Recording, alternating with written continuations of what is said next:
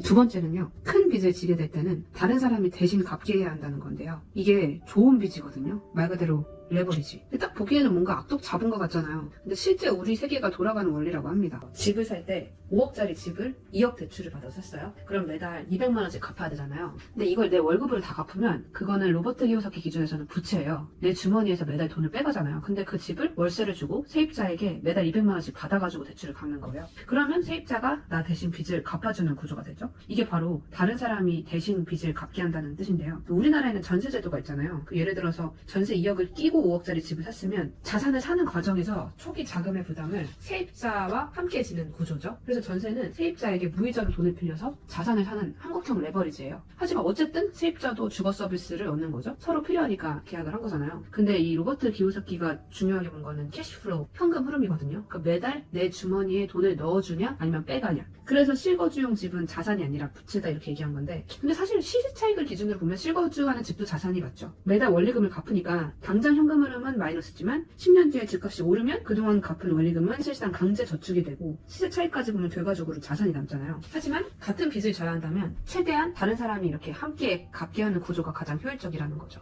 이걸 약간 악마화하는 분들도 계시는데, 세입자는 사실 주거 서비스를 얻고 집주인은 그러면서 집값이 떨어지는 리스크를 감수하잖아요. 다른 데서도 적용이 된다고요. 삼성전자나 테슬라 같은 기업들이 공장을 지을 때 자기들 현금만으로 짓지 않잖아요. 그러니까 수조원대에 막대한 대출을 받거나 채권을 발행해서 빚을 져요. 그러면 그 빚을 누가 갚을까요? 이재용 회장님, 일론 머스크 혼자서 스마트폰을 사고 자동차를 사는 전 세계 소비자, 그리고 투자자들이 같이 부담한단 말이에요. 제품 가격에는 이미 그 금융비용이 다 포함되어 있으니까요. 그 시스템을 만드는 게 로버트 기요사키는 빅 비즈니스라고 본 거예요. 그래서 빚을 지기 전에 우리가 봐야 되는 건 두 가지인데요. 첫 번째는 빚을 갚고 나면 나에게 무엇이 남는지, 감가상각에 대한 시계, 아니면 오른 아파트. 둘째는 이 빚을 누가 갚고 있는지, 최대한 함께 갚는 시스템을 만들어야 한다는 거거든요. 여러분이 지고 계신 빚은 어느 쪽에 가까우신가요?